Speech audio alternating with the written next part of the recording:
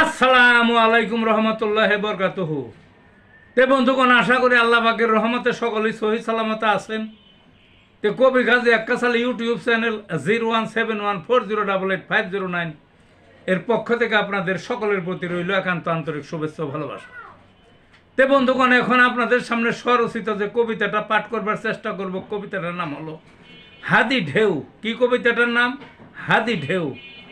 ঢেউ উঠেছে দেশ জুড়ে, হাদি হাদি বলে, এক গলিতে এমন ঢেউ ভাবিনি কেউ আগে।